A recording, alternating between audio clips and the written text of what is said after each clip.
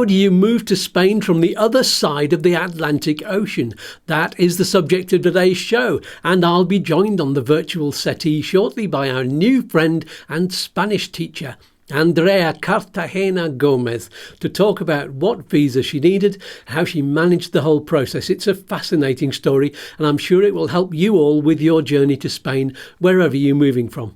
Stick around till the end. We always have extra information and news for you. We've got the big charity Christmas raffle competition that I announced last week, with a prize that includes a €100 meal for two and a meet and greet with me and Chris from Upsticks in Malaga. We're raising money for two charities, a pet rescue centre called ACE and the amazing Age in Spain. So don't miss that. I'll be telling you how to enter that later on. Today's interview was recorded yesterday, so if you want to ask any questions, please put them in the comments below on YouTube and I'll pass them on. In the meantime, gather round. It's time for our small but cosmic theme tune. Let's dance.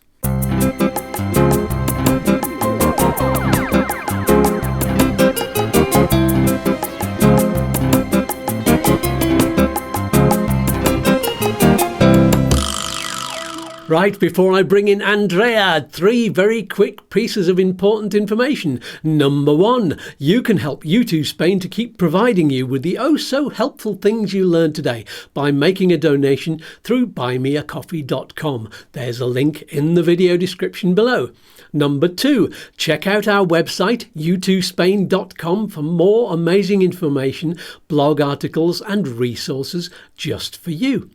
Number 3, last but not least, if you click on any of those links in that video description below, you'll get great discounts on things you need and excellent service from our tried and tested partners, and you'll be supporting YouTooSpain. Yippee! For example, if you're buying a house or moving over here or sending a regular pension or investments over, whatever your reason for doing that, you'll need Smart Currency Exchange. They're my favourite currency exchange company because I've experienced their brilliant service, and they give best advice to maximise your spending power and safeguard you against the currency fluctuations by locking in a forward rate. Lots of good services there, so use the Smart Currency Exchange link below to get your free account, free advisor, access to a 24-hour app and a whole range of services. Don't leave it till the last minute. It's the first thing you should be doing, sorting out your finances. Click on that link today. It's free. And remember, you'll be supporting YouTooSpain at no expense to you. It's a win-win-win-win-win-win. So, without further ado, let's meet our wonderful guest. It's Andrea Cartagena Gomez. Hola, Andrea. Hola, hola, ¿qué tal?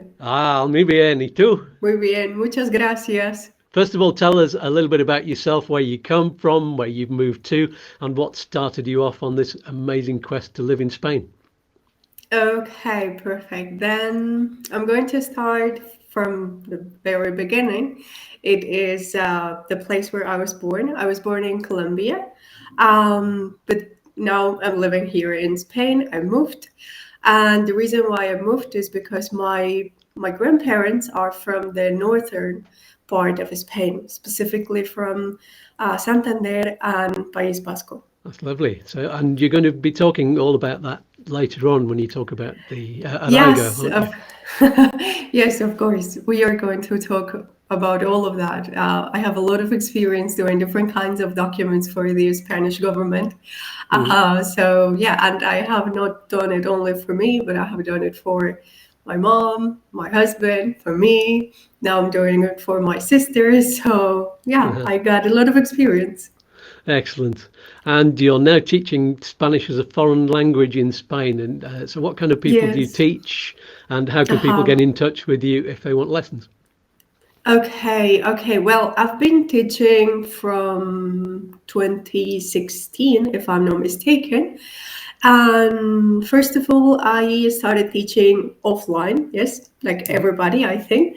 But then when the pandemic hit, I started teaching only online. And it was in 2020. So it was very good for my business because people started contacting me to have Spanish lessons only online. So I already had experience before that, offline, of course. But when it was online, at the beginning, I was kind of scared, like, I don't know, how is it going to be? But at the end, it was very good. Normally, I have students that they want to travel, for example, to Spain, that they are coming to Spain for vacation. Normally, the people that contact me to have lessons is people from the northern part of Europe, like Germans, people from Iceland, and cold countries, if we could call it like that. Yeah, everybody wants to run from the cold. So they find in Spain like a very sunny and beautiful place to come to live or to have vacation. So normally we have Spanish lessons before the vacation, but not only. When they fell in love with the language, normally they want to learn more and more and more. And after they come from vacation, they are like more motivated, and they say, "Okay, let's keep it. Let's keep it," because I was able to talk with this person during. I don't know, in a specific moment for example, in Tenerife, I was talking with this little boy that was selling bananas, and we had like a talk, and I want to go next year and talk again to him. So in better Spanish. So let's keep doing it. So this is what I mainly do. Also, I work with children. Normally, people that come to Spain, for example, those who have the NLV, they have like children, and they think because they are children, they are going to learn the language just like it is going to come, but sometimes it doesn't just come that easy. Yeah. So normally I help those families to to teach the children with all the like the homeworks that they have from school, or just to be able to talk with the people that they study with, or with the teachers. Yes, this is what I do. So I work with children, and I also work with adults that are planning to have vacation in Spain, or that are planning to move to Spain. But not only to Spain, I also work with people that would like to go to Latin America, for example, to have vacation. And sometimes that's the next step, that first you come to Spain to have vacation, and then when you feel more like secure with your Spanish, you think like, okay, I'm ready to go with the next step, that is going to be like Latin America, Mexico, Colombia, or Argentina, or some exotic place, yes, for Europeans, and also for Americans, of course. Yes. Yeah, absolutely. I'd love to go to the Americas myself. That would be, And now that I know a little bit of Spanish, I'll be excited to do that. So we'll move on to talk. You talked about the non-lucrative visa earlier. Oh, by the way, if people want to get in touch with Andrea, I'm going to put a link below to her business, so you can do that. Thank you. That'll be in the video description. I might pin it to the top of the comments, because people seem to be able to find the comments a lot easier than finding the video description. Which is the video description is where it says the title of the video underneath the screen here, where it says read more. You click on that, and then a whole load of things comes up. So there we go. So you've got all of this experience. You've moved from Colombia. Is it difficult to arrange your visa from there? Well, okay. My case is like a special case, if we could call it that way, because I need to link this with my family history. So what happened is that my grandpa, he left Spain in 1957 during the Civil War, a little bit after the Civil War. But still, he left. He moved to Colombia. There he met my grandma. And then my mom was born in Colombia. What happened was that back in that time, I imagine that those who were fleeing from the war in Spain, they didn't really want to get in touch with anything that was related with Spain. So my grandpa didn't register my mom as a Spanish citizen. Like all my life, I have heard that my grandpa, the Spanish one, he lived in Spain. I have heard stories about Spain and all of that. But I was never conscious that I was not like like I was born in Colombia, and all the documents that we had were related with Colombia, not with Spain. So when I grew up, I realized about this. I was like, my grandpa is Spanish. Like, why my mom is in Spanish and why I am not Spanish? Like, what happened? When was that line like broken? When did it broke? So I started this process to going back to documents. It was in 2017. I actually came the first time to Spain. And my grandma said that my grandpa lived in Zaragoza. So we went to this place and we tried to find information, documents about, I don't know, anything about him. And it was good because we found his birthday certificate, we found, well, different documents. And then I talked with my mom and I told her, I need you to gather these documents, those documents, we need your birth certificate. And the pandemic hit and we were waiting for all these documents to come from Spain to Colombia. And they were coming, but they never got to Colombia. So when they finally arrived, they arrived like 1 year later than it was. Like, yes, like 1 year later. What happened with Spain is that you need to provide all the documents with, like they cannot be older than 3 months. So the consulate didn't receive those documents immediately. So we have to ask for those documents again, because since my mom is like the first generation that was born outside of Spain, she has all her life to recover her citizenship. So she recovered finally her citizenship in April 2021.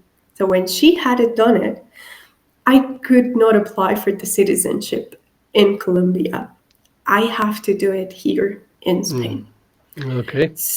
Yeah. So I was not living in Colombia because I love languages. And at some point of my life, I decided that I would like to learn a really weird language. Back in that time, the decision was to go to Russia to learn Russian.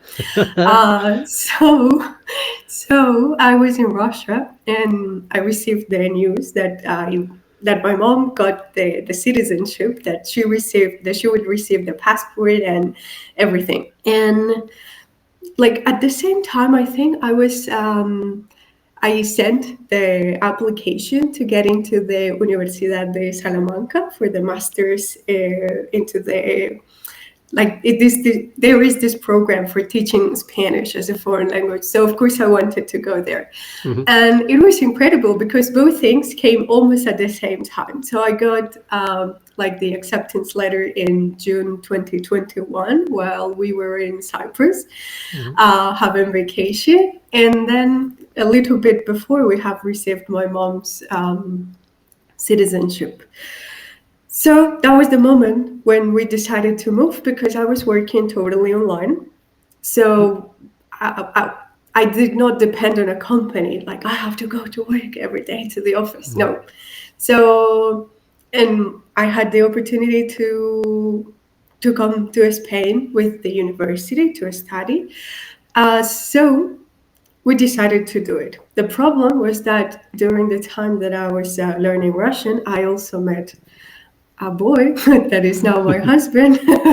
So it became like a problem because I understood that I could do it for myself. And in this way, I could get what it's called arraigo familiar. And for this, you don't need any visa. You just need to come to Spain and you submit all the documents and you wait. That's mainly everything that you have to do. But it is only for you. Like no one else can be added to this application. So we were thinking what to do with my husband. So we decided that he was going to go with the visa, with the student visa. So that was what we did. Now it seems like, oh yeah, it is just like a decision. But we were discussing this for months, how to do it, what to do. Yeah. So finally, we decided how to do it. We came to Spain in August 2021. I submitted all my documents, and he submitted all his documents as a student. We found he knows Spanish, but we found still he's like a foreigner. So we found a school, a Spanish teaching school. It is funny because I am like the Spanish teacher, but he found like a Spanish school. But that was the only way for us to come together. So that's why we decided to go that way. That's mainly how we have done it. I have this arraigo familiar for 1 year, yes? And after 1 year, you have to do something with your residence. So you need to change it, you need to modify it, you have to do something. So since I opened, in Spain it's called darse de alta como autónomo, so I'm like a freelancer. So I decided to go that way, to modify my residence as a freelancer. This was easy because I already had all the documents. Like I did this exactly 1 year ago, the 1st of December 2021. I opened the Autonomo account. So I had all the documents with the taxes and, well, everything that they ask you. So I had them. So I gave them those documents. I showed them, look, I'm paying the taxes here. So just let me keep living. Let me just be here. And that's what they did. They approved that modification. And for my husband, we did the same. We modified, we didn't modify. Sorry, we just renewed the student visa. That was what we did. Yeah. A lot of the questions I've got here are based on me thinking that you were moving over from Colombia. So I was going to ask about the Colombian embassies and how many they are. Are there many over? Yeah, because for people who are moving over from Latin America, is there only one Spanish embassy per country? I don't think so. It depends on the country where you are. I know that, for example, in Colombia, there is one in the capital, which is Bogota. I also know that there used to be others in other cities, but something happened some years ago and they decided to close them. So right now, I think that only the one that is in Bogota is working. What I can tell you is that I know that, for example, there are some things that you could do from Spain. And I recommend that if your visa can be issued from Spain, come to Spain and do it here. Because since you're already here and you want to be like legal, yes, so they are more like open to that. They just want to provide you the documents that show like, okay, you're here. But when you are in Colombia or in any other country, the consulates are like gatekeepers. They're going to check everything if you really meet with all the criteria that they are asking for. Yeah.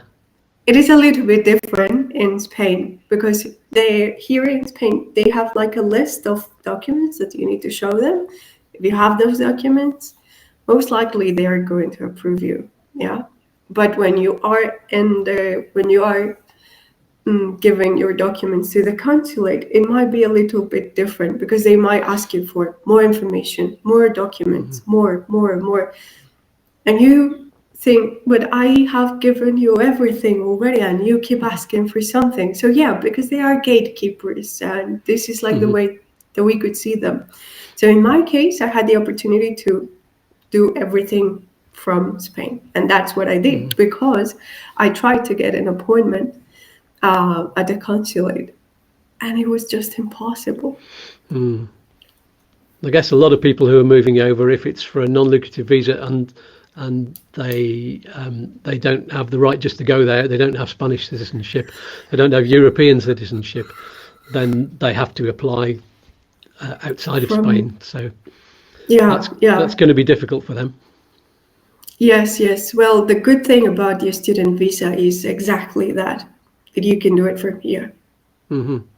Oh, that's good. So anybody can do that coming over Yeah. from Latin America. Yeah. Yes. The only thing that you have to be careful with is that you normally, when a person that doesn't have the European citizenship or that doesn't have the Spanish citizenship, we have 90 days to stay in the Schengen territory. Yeah. Mm-hmm. So if you want to apply for this student visa, you have to be careful because you should gather all the documents in the first 60 days of your stay as a tourist. Mm-hmm. And you need to have at least 30 days of those 90 days to submit the documents. So for example, you come to Spain, you realize that you like everything, that you want to stay, you don't want to go back, you want to stay. So you have 60 days to gather documents. Mm-hmm. And on the day 60, you have to submit the documents because they need 30 days to review your application. And in 30 days, they are supposed to give you an answer. Normally, they take more time depending on where you are. If you're in Madrid, Barcelona, those crowded places, normally they take more time than 30 days. So you've got to gather your documents really, really quickly. Make your decision quickly, I think is important. Yes, or maybe you come and you already have the decision. Like as we did, we came, but we already knew that we were going that way with my husband, right? So we got all the documents ready. What was the most difficult part for you then? I think that it was to understand if I should come as a student or if I should go the arraigo familiar way. Because when you go as a student, when you get your visa, your student visa in the consulate, you can bring your couple with you. But since we didn't get the appointment at the consulate, we understood that it was not an option. And also, there is something more, like an important detail that we have to keep in mind. And it is that the student visa, it's something that is called estancia, but any other residence is a residence. So what happens is that the time that you have a residence, it is going to count for your, when you want to get your citizenship. Well, there are several advantages of having a residency. But when you have a estancia, when you're a student, it's like you're a tourist with an extended time because now they have changed it. Before you didn't have the chance to work. You need to ask for authorization and all of that. Now you can do it, I think, without the authorization. But still, after 3 years with estancia, I think that you're not able to modify to a residentship. So all these details, you need to have them like in front of your eyes, not to make the wrong decision. So this was the most difficult moment when we had to choose what way we should go, because we understood. Like first we thought the consulate is going to be all right, they're going to give us the visas. Then we realized that the consulate would not even give us the appointment. So then we understood that we shouldn't go this way. Besides, the consulate is in Moscow, and I lived very far from Moscow, and we had to go 2 times to Moscow to pick up documents and to give the documents. So we understood that it would also be a lot of money that we could just spend to come to Spain. So this was the most difficult part, yes. Has it made it difficult for you doing it the student way and not having the same residency? Has that caused any problems? Do you have to be on the padron, for example, and the same as if you're a resident, you can still do that? Yes, of course. Because I don't know how it is in other places, because I know that it also depends on where you are going to live. But here in Salamanca, the process was like smooth. We had the contract, and that's it. and we had like this form that it's on the website of the ayuntamiento. We just download it, fill it, and put like just a copy of the contract. It has to be like, the only thing that they said, oh, you should have done that. It was like we had the contract and the signatures, they were only in the last page of the contract. And they said every single page should have both signatures. The one that is renting and those who are renting. Yes, like I don't know, these words are difficult, like the rent, like the landlord and their or the renter and the rentee, which is a legal language. Yes. So that was the only thing that they said, like, this is not correct, guys. But still, they accepted, and we got our padrón. It's all those little details that people don't tend to tell you, and there's so many details that if you told everybody what they needed, then, and of course it depends on each person's situation, really. Yeah, not only that, but my situation might be different from your situation because you decide to go to another place. For example, Madrid has its own rules. After my arraigo familiar was approved, I read some news that in Madrid exactly the same thing was not approved.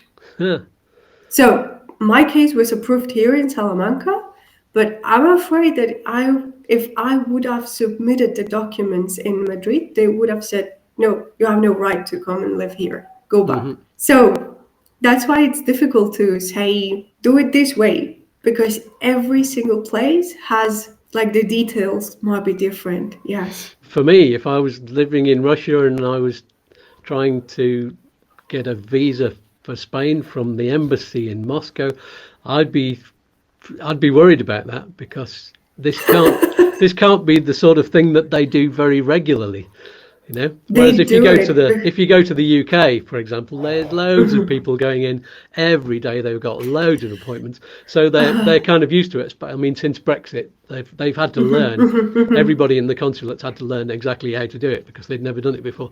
But now they're really up on it and they know what they're doing. But Moscow, maybe. I mean, how many Russians are moving here? I don't know, but I know that there are several, and I think that there are too many Russians that want to move here, that they don't have appointments. Hopefully, we left before everything happened. So. Yeah. So, is there anything you'd do differently if you had to do it again? To start before. Yeah, to do it before the pandemic, for example, because it just like, we just lost 1 year waiting for the documents that never came. So we just lost time. So if I would talk with the smaller Andrea, I would say, tell your mom to do those documents faster. Also, because if you do it before, like, for example, in her case, she's like the first generation. So all her life, she has the right to get her citizenship. But I'm like a second generation. I don't have that. So I can only do it until 18 years. And if I don't do it until 21 years, like the limit, then you need to come to Spain, you need to do arraigo familiar, then you have to wait for a year, then you need to again submit the documents to try to get your residence, not your residence, but your citizenship. And it is not going to be as your Spanish of origin, but it is going to be like a residence citizenship. So it is a little bit different. So I would do it earlier, a lot of years earlier, if I had the opportunity to redo something. Yeah. That's good advice for a lot of people in different ways. The people, for example, who have grandparents who are Irish, it's get it done now. And it's really difficult. It's difficult because you have to get familiar with a lot of law, like very difficult language. And you have to read, and you have to read a lot. But the sooner you do that, well, the fastest you could get the document. As many years, yeah, if you wait, if you say, oh, I'm just lazy, I don't know what document should I get, it is going to just take longer. And like in your mind or in your heart, you always have that like thought, like, oh, I would like to get this document, I would like to do it. But if you're not taking action, then That's the biggest and best bit of advice we can give to anybody. And it's not just about moving to Spain. Take action. Do it now, because nobody's can see into the future, can they? And you never know how much good it could do. You know. Yes. The thing is that sometimes I think that our problem is that we think in the short time period, but we have to. It is difficult for our mind because we are like set up to survive. Yes, but now we are not just surviving, right? We need to think in the long term, because that is how we want our life to be in the future. So I think that's why we need to, even if it's difficult, even if we don't want to do it. I also say this to my students, like the earliest you start learning Spanish, it is just going to open doors that you didn't know that could be open just for knowing the language. So it is like the same with the passports. Yes, like it is like the same. You need to do it if you want to be able to have access to those countries. Yes.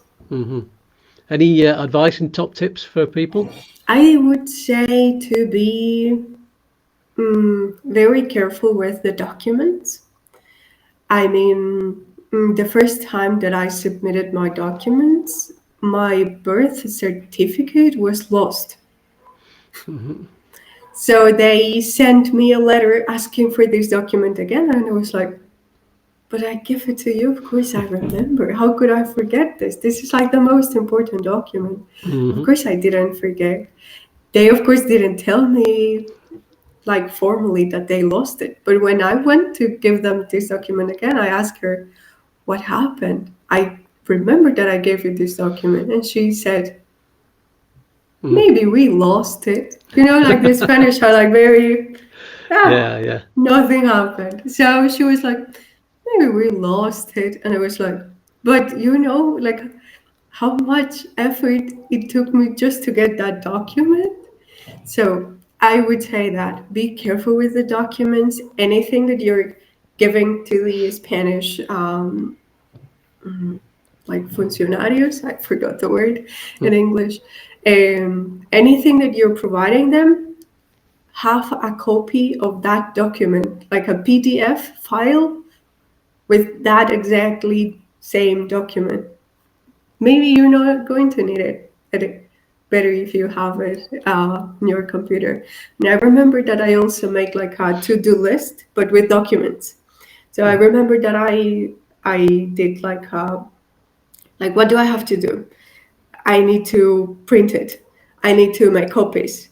I need to scan this document.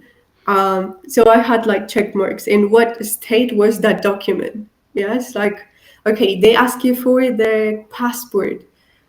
Exactly what? Copies of all the pages of your passport. So I had all this with check marks. So I would say just be careful. Check that you have everything. Maybe provide with, like, we have to understand that the other person that is receiving these documents, they are also like humans. So sometimes they don't understand why you're giving them so much documents, so many documents, right? So just like put like tags. This is this. This is this other thing. You're going to remove them, yes, of course, but just for you and for them when they are just checking, when they are just receiving. And yeah, that's my advice. Just be careful with the documents, because on that depends everything. The decisions that they're going to take, how fast they're going to make those decisions. If something gets lost, then you need to keep waiting.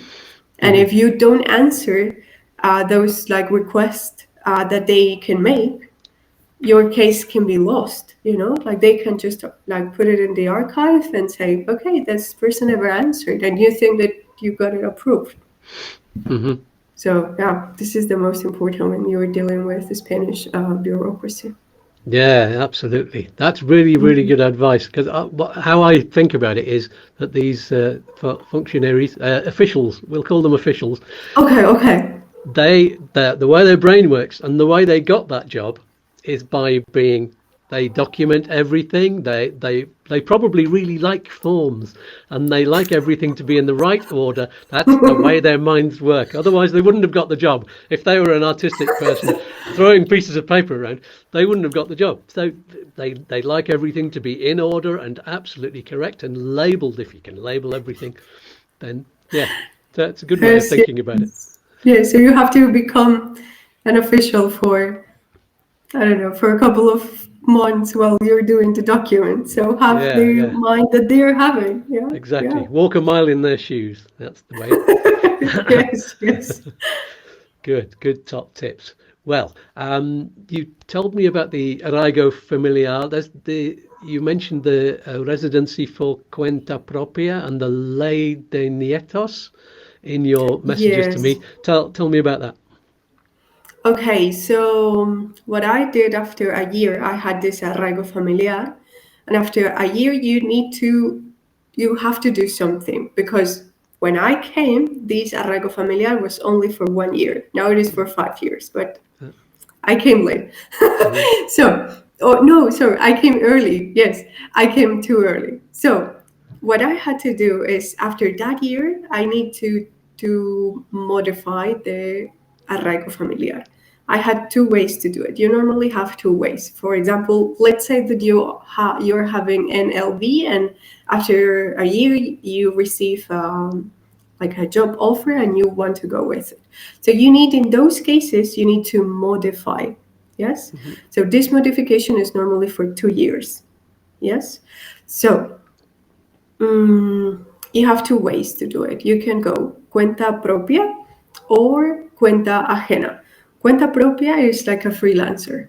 Yes. So you open an autónomo and you start paying taxes directly to Hacienda, and you pay your social security, and yeah, mainly that's what you have to do. And the other way would be cuenta ajena. So it means that you work for a company in Spain, and that company is going to pay for your taxes, of course. That company is going to pay the social security for you. And it is, for example, when you are submitting this document, there are 2 forms. One form has to be paid by the company, and the other form has to be paid by you. But normally, you pay for both. Yeah. So yeah, this is what normally happens. But when you are autónomo, you have to pay for these 2 forms. You as a company and you as the employee of the company, something like this. So in my case, I didn't have to present like a business plan, because I was like, my business is already working. I'm having lessons with the students. I'm advising them how to adapt themselves and how to overcome difficulties and all of that. So the business is working. So I didn't have to present any business plan, just because of that. Just because during that first year, I was already working. But normally, for example, if a person that has the NLV, during that first year, that person, of course, doesn't have any authorization to work. So this person needs to present a business plan. And I'm not going to say anything about it because I didn't do it, so I don't know. And about Ley de Nietos, yes, it was approved not long ago, actually, but what is the idea with this law? There are several things related with the Civil War. I'm not going to get into all those details, but the part of the citizenship is for those who were born like the second generation, like me, for example, or the third generation that was born in different countries, not in Spain, but the grandparents or the great grandparents were from Spain, they now have the option to apply for the citizenship at the consulates, providing all the documents that prove that, of course, your grandpa or your great grandpa grandparents were from Spain and that they were fleeing from the war, or there's another like another point, another category that it is when it happened before, like Spanish women lost their citizenship when they got married with foreign men. So in this law, they also included the possibility that their grandchildren recovered the citizenship of grandma. So this is mainly for Latin Americans, of course, because, for example, a lot of Spanish people that flee from the war to France, they got the European passport. So for them, it's not like okay, like they still have all the benefits that the European passport provides. So for them, it's not such an important thing. But of course, for Latin Americans, it's like a good way to get the European passport. Yeah. So you say you helped your husband get his visa too, and he's from Russia? He was born in Russia, but he's like a German. You know that there was more complications. yes, because his parents, his great grandparents, his grandparents, well, all his family, they were Germans that were living in Russia. They were invited some years ago to live in Russia, and they built like villages, like closed villages only for Germans. So he is coming from one of those villages. But yes, he was born like in the Soviet Union, if we could call it that way, because it was the Soviet Union back then. So between so the he's two, he's also recovering his citizenship, like the German one. You know, so we were both at the same like moment doing the same things. that is amazing. The two completely different families have just met in one place, and you both have this history of separation from your own countries and in the family past.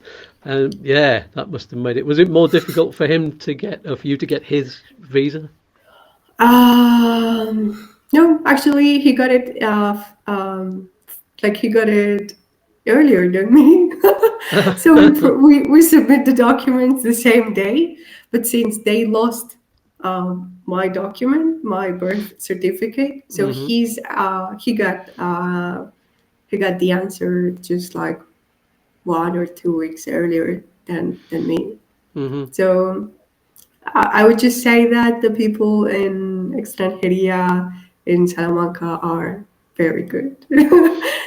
They work fast. Normally, they give you an answer before the time that it is supposed to be. They work fast. They normally say yes, which is also very good for That's great. for immigrants. Yes. And so yes, I can only recommend to come to Salamanca. It is cold, yes, but the Extranjería people are nice. They're fine. They're good. They say yes.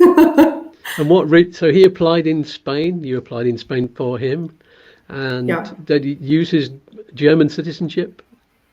No, because he's still in the process. We haven't like he hasn't recovered that yet. We are in the same process. Like he submitted the documents for the German citizenship in maybe like a year ago, I would say.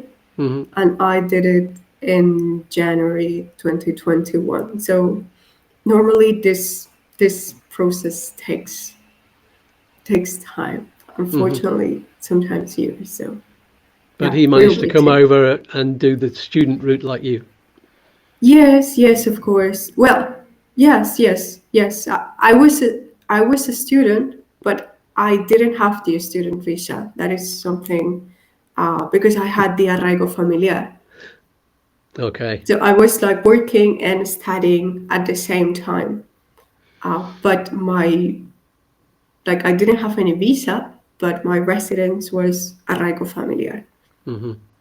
You've obviously Hmm. learned a huge amount about how to navigate the system. You could advise people how to get through this. Well, the thing is that there are a lot of like immigration lawyers, and I don't like I studied linguistics Mm-hmm. and I studied to be a teacher, and this is what I like because I was involved for a couple of months in the it was like an immigration startup.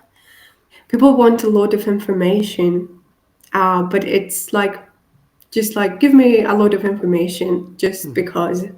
But it took me a lot of time to be able to understand how the system worked, and also it took me a lot of money because I planned all this moving for me, for my husband. We had to pay this school, the Spanish school, so he could like study there. And people in this, I don't know, I didn't like it. I have to be honest. For example, with my students, I feel like super good, Mm-hmm. and I love teaching. Yes, that is for sure. But with all these people, it's like they just tell you, okay, how you do it, explain, and you explain, and they're like, oh no, but I don't believe you. This is not supposed to be like that. My lawyer told me this wasn't like that, and I'm like, no, but look, I'm not a lawyer. I'm just telling you like my experience, how I did it. So the thing is that there are like a lot of different information that you get lost.